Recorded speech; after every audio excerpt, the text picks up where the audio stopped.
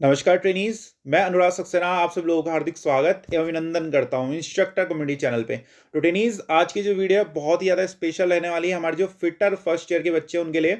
जो fitter theory का Bharat school का पीडीएफ है वो हम सॉल्व कर रहे हैं। जैसा कि फर्स्ट ईयर में हमारे बच्चे नए आते हैं तो उनको मैं बता दूं कि जो ये भारत स्किल्स का पीडीएफ है ये भारत स्किल्स .gov.in से डाउनलोड किया गया है।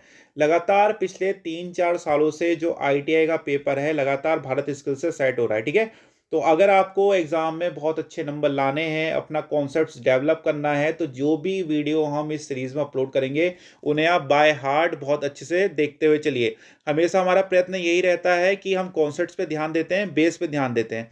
तो अगर आप इन वीडियोस को हमारे अच्छे से देखेंगे तो आपका पूरा चैप्टर कॉन्सेप्ट्स हम यहीं पे क्लियर कर देंगे। इसके बाद आपको कोई दूसरा वीडियो देखने की आवश्यकता नहीं पड़ेगी।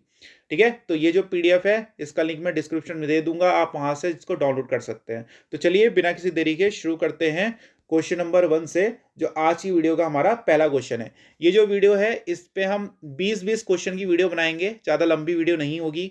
तो पहला चैप्टर आपका है सेफ्टी, तो इसमें सेफ्टी से रह के क्वेश्चन आएंगे। ठीक है, तो चलिए पहला क्वेश्चन हमारा, which one is the personal safety, व्यक्तिगत सुरक्षा कौन सी है? ऑप्शन ए मशीन को साफ रखें, ऑप्शन बी अपना काम पर ध्यान दो, ऑप्शन सी गैंग वे और फर्श को साफ रखना, ऑप्शन डी टूल्स को उनके उचित स्थान पर रखना। देखिए, जब भी हम सेफ्टी की बात करते हैं तो सेफ्टी होती है तीन।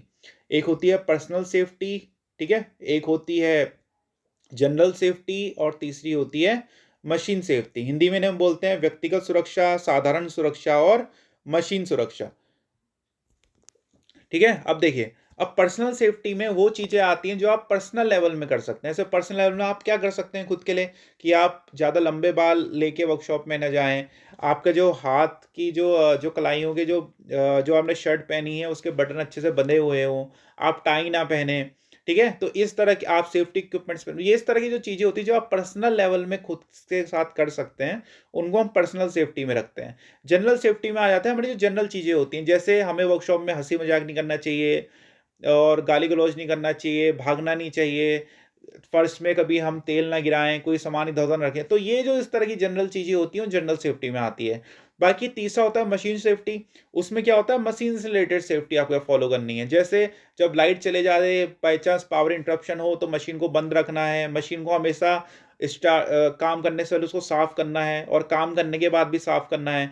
मशीन की जो चिप्स वगैरह होती है उनको अच्छे से हटाना है, मशीन का ल्यूब्रिकेशन करनी है। तो ये मशीन सेफ्टी होता है। तो आपसे कोई भी पूछेगा, कहीं भी इंटरव्यू में पूछे, तो आप आसानी से इसको बता सकते हैं। फिलहाल क्वेश्चन में आपको छांटना है कि इसमें व्यक्तिगत सुरक्षा कौन सी है। तो मशीन को साफ रखना क्या होगी, मशीन सेफ्टी होगा। अपने काम पर ध्यान दें, यही होगा करेक्ट आंसर। ठीक है, ये हो गया आपकी पर्सनल सेफ्टी। पर्सनल मतलब आप क्या कर सकते हैं, खुद से अपने काम पर ध्यान दे सकते हैं। बाकी गैंग वे को साफ रखना, टूल्स को उचित स्थान पर रखना, ये सब हो गया जनरल सेफ्टी। अगले क्वेश्चन में आपको एक सिंबल दिखाया गया है और आपसे पूछा है कि इसका मतलब क्या है। देखिए, अगर आपने सिंबल पहले नहीं देखा है तो कोई भी इसका आंसर नहीं दे पाएगा। तो इसके लिए मैंने आपको जो निमी की बुक है उसका स्क्रीनशॉट लेके रखा हुआ है, क्योंकि पेपर यहीं से सेट होता है। तो देखिए, ये जो ट्राइंगल होता है ये मैंडेटरी साइन होता है, इसका मतलब होता है स्टॉप। आप याद कर लें। ठीक है, अगर ट्राइंगल आपका इस तरह से एग्जाम में आता है, आपका एमसीक्यू पेपर होगा, ठीक, तो उसमें अगर इस तरह क्वेश्चन आएगा तो ट्राइंगल अगर आपसे पूछा जाएगा तो ट्राइंगल का मतलब होता है स्टॉप। अगर इस तरह से आपका हेक्सागन आता है तो उसका मतलब होता है गिव वे। और अगर इस तरह से ये देखिए ना, ये जो साइन है आपको रोड में भी दिखता है, इसका मतलब होता है ओवरटेकिंग प्रोहिबिटेड। तो फिलहाल हमसे वाला पूछा था, इसका मतलब क्या है, स्टॉप। तो सेकंड का A is the right answer. अगले क्वेश्चन में कहता है flammable of liquid solids are classified as, ज्वलनशील, लिक्विडेबल, ठोस को वर्गीकृत किया गया है। Class A fire, class B fire, class C fire या फिर क्लास डी फायर। देखिए, जो हमारी फायर होती है, फायर को हम तीन जनरली 4 कैटेगरी में बांटते हैं। एक होता है क्लास ए फायर, दूसरा class B fire, class C fire, class D fire. इसको याद करने का तरीका ये होता है कि यहाँ पे आप लिख लीजिए सॉलिड, बी के आगे लिख लीजिए लिक्विड और सी के आगे लिख लीजिए गैस। ठीक है, solid liquid gas, A B C का मतलब सॉलिड लिक्विड गैस। तो जो हमारी चीज़ें जो हमारी सॉलिड में आग लगती है, जैसे लकड़ी में आग लग गई, कागज में आग लग गई, ठीक है। इसी तरह से ऊन में आग लग गई, तो इस तरह के जो सॉलिड मटेरियल्स होते हैं अगर उनमें आग लगी है तो हमको बोलते हैं क्लास ए फायर। ठीक है। लिक्विड में क्या आ गया, जैसे पेट्रोल हो गया, डीजल हो गया, तेल हो गया, अगर इन सब चीज़ों में आग लगी है तो उसको हम बोल देंगे क्लास बी फायर। और गैस, अगर हमारी कोई गैसेस में आग लग गई, जैसे आपकी एलपीजी हो गई, मीथेन हो गई, ब्यूटेन हो गई, आपकी गोबर गैस हो गई, कोई भी इस तरह से अगर आप उसमें आग लगी है तो उसको हम करेक्टराइज करते हैं class C fire. Class D fire में क्या होता है, अगर आपका इलेक्ट्रिक सर्किट में आग लगी हुई है, ठीक है, तो उसको हम बोलते हैं क्लास डी फायर। फिलहाल हमसे क्वेश्चन में क्या पूछा है कि सॉलिड्स में अगर आग लग, सॉरी, हाँ, क्वेश्चन में पूछा है कि अगर हमारा लिक्विड्स में, ठीक है, लिक्विडेबल ठोस को वर्गीकृत किया गया है, ज्वलनशील लिक्विड्स, तो लिक्विड्स किस में आते हैं, हमारे क्लास बी फायर में आते हैं। तो लिक्विड से आ रखिएगा क्लास बी फायर। सॉलिड पूछा होता तो क्लास ए, और गैस पूछा होता तो क्लास सी, और इलेक्ट्रिक करंट पूछा होता तो क्लास डी फायर। अगले क्वेश्चन में बोलता है तत्काल जीवन रक्षक प्रक्रिया कौन सी है, which is the immediate life saving procedure. तो ऑप्शन ए में कहता है प्राथमिक चिकित्सा, ऑप्शन बी चिकित्सक को बुलाओ, ऑप्शन सी गहन देखभाल, ऑप्शन डी मेडिक चिकित्सा उपचार। कि इमीडिएट लाइफ सेविंग प्रोसीजर क्या है, अगर मान लीजिए आप वर्कशॉप में हैं और आपके साथी को चोट लग जाती है तो आप इमीडिएट क्या करेंगे, ठीक है। तो इसका आंसर क्या है, फर्स्ट एड। उसका नाम ही है प्राथमिक चिकित्सा। ये चिकित्सा वो चिकित्सा है जो घायल व्यक्ति को ऑन स्पॉट दी जाती है, ठीक है। डॉक्टर को आने में तो टाइम लगेगा, मगर डॉक्टर के आने तक जो भी आप उसको सपोर्ट दे सकते हैं, मेडिकल सपोर्ट, वो सब किस में आता है, फर्स्ट एड में आता है, ठीक है। तो तत्काल जीवन रक्षक प्राणी ध्यान रखिएगा क्या होता है, फर्स्ट एड। अगले क्वेश्चन में आपको वार्निंग साइन दिया गया है और आपको पहचानना है, ठीक है। तो कुछ वार्निंग साइंस में आपको दिखा रहा हूं, आप इन्हें याद कर लें। ये देखिए, अगर इस तरह का आपके सामने साइन है, ठीक, तो आप इसको याद रखेंगे, ये होता है गार्डेड का, ठीक। और अगर इस तरह से साइन है तो ये अनगार्डेड, इसको याद रखें। ये हमारा पेडिस्टेरियन क्रॉसिंग। पेडिस्टेरियन का मतलब होता है जो लोग सड़क पे चलते हैं उनको पेडिस्टेरियन कहा जाता है, ठीक है। तो इस साइन का मतलब होता है पेडिस्टेरियन क्रॉसिंग। और ये है स्कूल का साइन, ठीक है। तो अगर इनमें से कोई साइन आएगा तो आप आसानी से कर सकते हैं। देखिए, अब हमको ये वाला साइन दिखाया था, ठीक, ये साइन किसका है, अनगार्डेड का,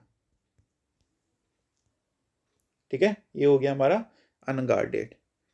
अगले क्वेश्चन में कहता है what is the class of fire caused by fire, would, paper और क्लॉथ। लकड़ी की अग्नि, कागज, कपड़े की कारण लगी आग को क्या कहते हैं। तो मैंने आपको बताया था सॉलिड, लिक्विड, गैस। तो जो हमारे सॉलिड चीजें हैं सारी, अग्नि, कागज हो गया, कपड़े हो गए, तो ये सब किस में आएंगे, क्लास ए फायर में आएंगे। अगले क्वेश्चन में कहता है which fire extinguisher filled with carbon tetrachloride and bromochlorodifluoromethane. Carbon tetrachloride और ब्रोमोक्लोरो डाइफ्लोरोमीथेन से भरा हुआ कौन सा अग्निशामक यंत्र है। तो इसको याद रखेंगे आप, ये होता है सातवें का बी, हेलोन एक्सटिंग्विशर। जो हमारा हेलोन एक्सटिंग्विशर होता है, ये लगभग जो हमारी सभी क्लास की फायर्स होती है उसमें हम हेलोन एक्सटिंग्विशर यूज कर लेते हैं। तो जो हेलोन एक्सटिंग्विशर होता है ना, जो इस तरह से आपको फायर एक्सटिंग्विशर दिखा होगा, उसमें लिखा रहता है कौन सी क्लास की फायर के लिए उपयोगी होता है। अगर क्लास ए होगा तो क्लास ए लिखा रहेगा, बी के लिए उपयुक्त होगा तो बी लिखा रहेगा, इस तरह से सी लिखा रहेगा उसमें, ठीक है। तो जो हमारा जो हेलोन एक्सटिंग्विशर होता है, ये कार्बन टेट्राक्लोराइड और ब्रोमोक्लोरो डाइफ्लोरोमीथेन का मिक्सचर होता है। तो इसका आप ध्यान रखेंगे, CCl4 प्लस BCF का मिक्सचर होता है, तो इसको बोलते हैं हेलोन एक्सटिंग्विशर। अगले क्वेश्चन में कहता है which comes under mechanical occupation hazard. कौन सा यांत्रिक व्यावसायिक खतरों के अंतर्गत आता है, ठीक है। देखिए, जो हमारे हजार्ड होते हैं कई तरह के होते हैं। हजार्ड मतलब खतरा, कि अगर आप एक वर्कशॉप में हैं तो आपको क्या क्या हजार्ड हो सकते हैं, ठीक। आप वर्कशॉप में हैं, एक तो उसमें नॉइज बहुत होता है, तो आपका फिजिकल हजार्ड्स में आ जाएगा, ठीक है। आपका टॉक्सिक मतलब केमिकल हजार्ड्स में आ गया, कि कोई जहर के उसमें आ गया या कोई केमिकल एसिड के उसमें आ गए, तो ऐसे केमिकल हजार्ड्स होते हैं, ठीक है। इसी तरह से साइकोलॉजिकल होता है। तो इसमें आपसे पूछा है मैकेनिकल ऑक्यूपेशनल हजार्ड क्या है। मैकेनिकल हजार्ड्स वो हजार्ड होते हैं जिससे आपको डायरेक्ट फिजिकल रूप में चोट लग सकती है। जैसे कुछ आपके ऊपर गिर गया, आपका हथौड़ा हाथ में लग गया, ठीक है, आपके ऊपर कुछ गिर गया ऊपर से, तो ये सब आते हैं हमारे मैकेनिकल ऑक्यूपेशन हजार्ड्स में। तो मैकेनिकल ऑक्यूपेशन हजार्ड कौन सा है इसमें, अनगार्डेड मशीनरी।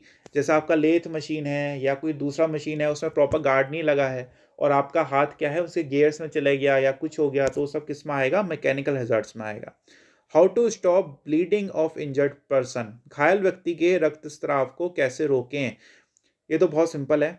अगर आपको कोई घायल व्यक्ति है उसका रक्तस्राव रोकना है तो आप क्या करेंगे? ऑप्शन बी ए है पट्टी बांधना, ऑप्शन बी मरहम लगाना, ऑप्शन सी घाव पर टिंचर आयोडीन लगाना, ऑप्शन डी घाव पर दबाव देना। देखिए, जब भी हमारी बॉडी में अगर कहीं पे कट लगता है तो उससे क्या होता है? ब्लड बाहर आता है। तो जो ब्लड है, आप भले ही बाहर से कितनी दवा लगा दें, मगर जो हमारा ब्लड है वो अंदर से ही रुकना बंद होता है। उसमें क्या होता है? क्लॉटिंग हो जाती है, खून के थक्के जमते हैं। ठीक है, जो प्लेटलेट्स होते हैं हमारी बॉडी में वो अपना काम करते हैं विटामिन के साथ मिलके और थक्के बनाते हैं। तो अगर आपको कहीं पे खून रोकना होता है तो आपने गौर किया होगा, हम वहाँ पे क्या करते हैं? उसको दबाते हैं हम लोग। कहीं पे कट है तो उसको कपड़े से हम दबाने का प्रयत्न, दबाते हैं, हल्का हल्का प्रेशर देते हैं। तो अगर आपको यहीं पे खून रोकना है तो हम क्या करते हैं? Apply pressure over the bound, घाव पर दबाव बनाते हैं। अगले क्वेश्चन में बोलता है what is the name of sine. अभी मैंने आपको ये साइन दिखाया था, ठीक, इसका नाम क्या था? Pedestrian crossing. पेडेस्ट्रियन मतलब जो लोग सड़क पे चलते हैं उनको पेडेस्ट्रियन कहते हैं। और आप सीधे सीधे दिख रहे हैं, एक आदमी आपको दिखाया गया है जो सड़क पे चल रहा है, तो पेडेस्ट्रियन क्रॉसिंग इसका आंसर हो गया। अगले क्वेश्चन में कहता है what are the 3 factors that causes fire. आग किनके वजह से लगती है? ठीक है, तो इसके लिए फायर ट्राइंगल आपने पढ़ा होगा। फायर ट्राइंगल जैसे आपको दिखा देता हूँ। ये देखिए, ये इसको हम बोलते हैं फायर ट्रायंगल। जो आग क्या होती है? आग हमारी एक रासायनिक क्रिया होती है जो किसके कारण होती है? ऑक्सीजन, हीट और फ्यूल के कारण। अगर एक बात हमेशा ध्यान रखिएगा, आग किसका मिक्सचर है? ऑक्सीजन, हीट और फ्यूल का। अगर इसमें से आप कोई एक भी चीज हटा दें, या तो ऑक्सीजन हटा दें या हीट हटा दें या फ्यूल हटा दें, अगर इनमें से आप कोई एक भी चीज हटा दें तो आपकी आग जलना तुरंत बंद हो जाएगी। तो इसलिए इसको हम बोलते हैं फायर ट्रायंगल। ठीक, हमेशा ध्यान रखिएगा, अगर आपको कहीं पर भी आग जलानी है तो आपको ऑक्सीजन की जरूरत पड़ेगी, हीट की जरूरत पड़ेगी, ऊष्मा की जरूरत पड़ेगी और फ्यूल की जरूरत पड़ेगी। फॉर एग्जाम्पल, जब आप माचिस जलाते हैं, माचिस में आपके पास फ्यूल है, ईंधन है, माचिस के आगे जो बारूद लगा हुआ है, ऑक्सीजन भी है एनवायरनमेंट में, मगर वो फिर भी नहीं जल रहा। उसका कारण यह है कि अभी तक आपने उसको ऊष्मा नहीं दी। जैसे ही आप माचिस को रगड़ते हैं तो उसको ऊष्मा मिलती है और वो जल जाता है। ठीक है, तो ये हो गया उसका उदाहरण। इसी तरह से और भी कई सारे उदाहरण हैं। ठीक है जैसे आप किसी चीज़ में पानी डालते हैं तो बुझ जाता है क्योंकि आप उससे उसकी ऊष्मा वापस ले लेते हैं। जब आप अपने गैस बंद करते हैं तो आप फ्यूल कट कर देते हैं, इसलिए बंद हो जाता है। तो हमेशा ध्यान रखिएगा कि अगर आप इन तीनों में से कोई एक भी चीज़ हटाते हैं तो आपकी आग क्या है? बुझ जाती है। इसी को हम फायर ट्रायंगल बोलते हैं, ऑक्सीजन, हीट एंड फ्यूल। तो आपसे पूछा है कि 3 फैक्टर्स जिनसे आग लगती है, तो सीधे इसका आंसर है फ्यूल, हीट एंड ऑक्सीजन।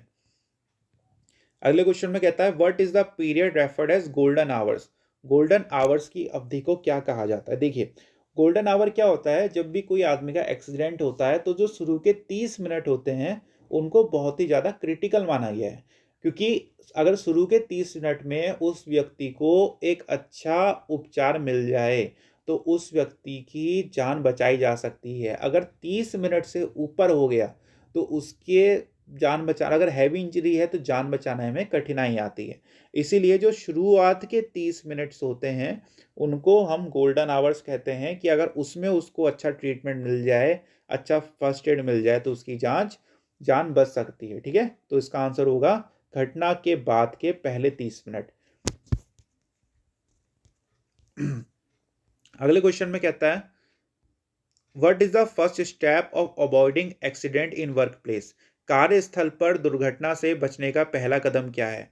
ठीक, तो ऑप्शन है सुरक्षा उपकरण पहनकर, ऑप्शन बी चीजों को अपने तरीके से करना, ऑप्शन सी सुरक्षा सावधानियों का पालन करना, ऑप्शन डी अत्यधिक कुशल काम करने के अभ्यास के साथ चीजें करना। तो इसका ध्यान रखिएगा, अगर आपको कार्यस्थल पर दुर्घटनाएं रोकनी है तो सबसे पहले आप क्या करेंगे? सुरक्षा सावधानी का पालन करेंगे, जो भी सेफ्टी प्रिकॉशंस है उनको फॉलो करेंगे, तो बाय ऑब्जर्विंग सेफ्टी प्रिकॉशंस। अगले क्वेश्चन में पूछ रहा है what does the system symbol denotes. अभी मैंने आपको ये सिंबल दिखाया था। ऑप्शन है रुकें, रुकें, रास्ता दें, पैदल चलने वाले का मार्ग, ओवरटेकिंग, निषिद्ध है। तो इसका मैंने अभी आपको सिंबल दिखाया था, इसका आंसर क्या है, गिव वे, रास्ता दें, ठीक है। हेक्सागोनल का, ट्राइंगल का क्या था, स्टॉप। तो ध्यान रखिएगा, इनमें से कोई ना कोई क्वेश्चन आ सकता है। अगले क्वेश्चन में कहता है what is the colour code of bins for waste paper segregation, बेकार कागज अलगाव के लिए किस डिब्बे का कलर कोड क्या होता है। देखिए, आप लोग अगर हॉस्पिटल गए होंगे तो आपने ध्यान दिया होगा कि वहाँ पे अलग अलग तरह के डस्टबिन रखे रहते हैं, कोई काले रंग का होता है, कोई नीले रंग का होता है, ठीक है, कोई लाल रंग का होता है। ये इसलिए होता है जिससे हम वेस्ट मटेरियल को अलग अलग सेग्रीगेट करके रख सकें, ठीक है, फिर उन्हीं तरह से उनका निस्तारण होता है। जैसे जो हम पेपर वगैरह, अगर हमारा कोई है जनरल जो कोई कूड़ा जैसे पेपर हो गया, तो उसको हम ब्लू रंग के डस्टबिन में डालेंगे। अगर प्लास्टिक का कचरा है तो उसके लिए येलो का, मेटल का कोई है स्क्रैप है वर्कशॉप में तो उसको रेड वाले में डालना है, ग्लास है कोई तो उसको ग्रीन में, ठीक है, फूड आइटम है कोई तो ब्लैक में, और अगर कोई इनसे अलग कोई सामान है तो उसके लिए स्काई ब्लू होता है। तो इस सब चीज़ को याद रखिए, एक बार आप स्क्रीनशॉट भी ले सकते हैं, ठीक। तो हमसे क्या पूछा है, पेपर के लिए कौन सा डस्टबिन होता है, तो पेपर के लिए हम कौन सा यूज़ करते हैं, नीले रंग का डस्टबिन हम लोग यूज़ करते हैं। तो 15 का B is the right answer. अगले क्वेश्चन में कहता है what is the kind of road sign, आपके सामने रोड साइन बनाए हैं, आपको बताना है कौन सा साइन है। तो सीधे सीधे आपको इन्फॉर्मेशन दे रहा है ना, ये रोड साइन का इधर को आपको जाना है, ये पेट्रोल पंप का हो गया, तो ये हो गया इन्फॉर्मेशन साइन हो गया। देखिए, जो हमारे साइंस होते हैं ना, सिंबल, ये बहुत इंपॉर्टेंट है, इससे कई बार क्वेश्चन पूछते हैं। एक बार आप जल्दी से इस पर नज़र मार लीजिए। ये देखिए, जो हमारे साइंस होते हैं जनरली 4 तरह के होते हैं। एक होते हैं प्रोहिबिशन साइंस, जो हमको बताते हैं कि हमने क्या नहीं करना है। जैसे आपने देखा होगा, नो स्मोकिंग का देखा होगा, ठीक है, ये पेट्स नॉट अलाउड, इस तरह से जो भी चीज़ें होती हैं, नो ईटिंग वगैरह, ये जनरली रेड कलर में होगा। इस तरह से नो पार्किंग का आपने देखा होगा जगह जगह। तो ये होते हैं हमारे प्रोहिबिशन साइंस, ये हमको बताते हैं कि हमने क्या नहीं करना। मैंडेटरी साइंस होते हैं जो आपको बताएंगे कि आपने क्या करना है। जैसे आप सेफ्टी हेलमेट पहनिए, सेफ्टी शूज़ पहनिए, ये सब आएंगे मैंडेटरी साइंस में। Warning science generally triangular colour के सॉरी पीले रंग के होते हैं। जैसे आपने देखा होगा मोबाइल के टावर में जनरली बने रहते हैं कि यहाँ पे रेडिएशन का खतरा है, इस तरह के ये होते हैं हमारे वार्निंग साइंस, जो आपको वार्निंग देंगे।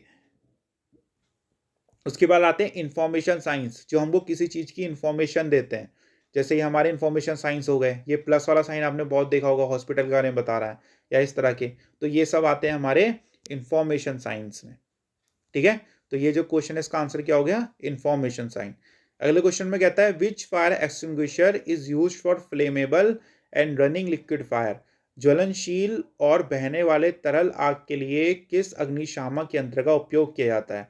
तो ये देखिए, कभी भी कई बार क्या होता है, अगर आपका पेट्रोल में आग लगी है या और कोई बहने वाली चीज़ में अगर आग लगी है, तो उसमें कभी भी हम पानी नहीं डालते। उसका कारण ये है, अगर मान लीजिए कहीं पर पेट्रोल में आग लगी है और उसमें आपने पानी डाल दिया, तो पेट्रोल की टेंडेंसी क्या होती है, वो पानी के ऊपर तैरने लगता है, ठीक है।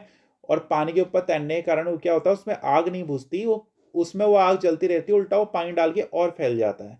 तो इसीलिए हम कभी भी जो हमारे लिक्विड्स में अगर आग लगती है तो उसमें हम कभी भी पानी का यूज़ नहीं करते।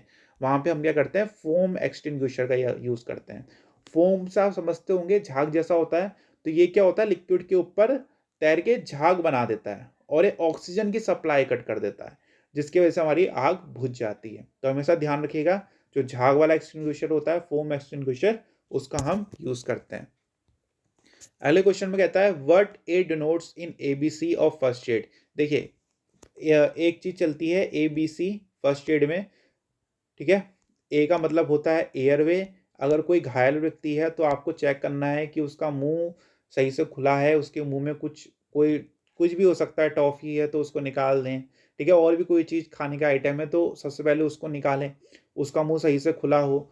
दूसरा होता है ब्रीदिंग, कि वो सही से सांस ले पा रहा है कि नहीं ले पा रहा है, आपको चेक करना है उसका मुंह अच्छे से खोल के कि वो ब्रीदिंग कर पाए, ठीक। सी का होता है सर्कुलेशन, कि उसका जो हार्ट है सही से काम कर रहा है नहीं कर रहा है। तो इस बात को ध्यान रखें, ए का मतलब एयरवे, बी का मतलब ब्रीथिंग और सी का मतलब सर्कुलेशन फर्स्ट एड में। तो ए हमसे पूछा था ए का मतलब क्या होता है, तो ए का मतलब होता है एयर वे। अगले क्वेश्चन में कहता है what is the process of breaking down the materials into organic compounds and can be used as manure. जैविक कंपाउंड्स में मटेरियल को तोड़ने की प्रक्रिया क्या है जिसे खाद के रूप में इस्तेमाल किया जाता है? इसको हम बोलते हैं कंपोस्टिंग। कंपोस्टिंग में क्या होता है, जो भी हमारा वेस्ट मटेरियल होता है उसको हम उससे हम खाद बनाते हैं। बेसिकली जो भी आपका वेस्ट मटेरियल है, अगर उससे आप उसके खाद बना रहे हैं तो उसको बोलते हैं कंपोस्टिंग। बर्निंग वेस्ट मटेरियल से देखिए खाद तो बनती नहीं है, मतलब राख ही राख बनेगी, पोल्यूशन और होगा। ठीक है, तो इसका सही आंसर नहीं है। रिसाइकलिंग में क्या होता है, हम उसी प्रोडक्ट को दोबारा रिसाइकल कर लेते हैं किसी दूसरे रूप में। ठीक है, लैंडफिल में क्या होता है, हम उस सीधे उसको जाके कहीं पे फेंक देते हैं कूड़े को, कोई जो स्थान होता है कूड़ा फेंकने का उसको बोलते हैं लैंडफिल। तो आपसे पूछा है कि कौन सी ऐसी प्रोसेस है जिसमें खाद बनती है, तो हमारी कंपोस्टिंग में खाद बनती है। अगले क्वेश्चन में कहता है what is the colour code of plastic waste. अभी मैंने आपको इसका चार्ट दिखाया था। तो जो हमारा प्लास्टिक वेस्ट होता है ये येलो रंग के डस्टबिन में डाला जाता है। तो ये थे हमारा आज का पहला चैप्टर जहाँ पे हमने क्वेश्चन नंबर 1 से 20 तक डिस्कस करे सेफ्टी। इसके बाद के जो हमारे चैप्टर हैं बेसिक फिटिंग हो गया, और भी जो सारे क्वेश्चंस हैं हम अपने आने वाली वीडियोस में डिस्कस करेंगे इसी तरह से। अगर आपको आज की हमारी वीडियो पसंद आई हो तो आप अपने दोस्त के साथ जरूर शेयर कीजिए। आज ही हमारी वीडियो देखने के लिए बहुत बहुत धन्यवाद।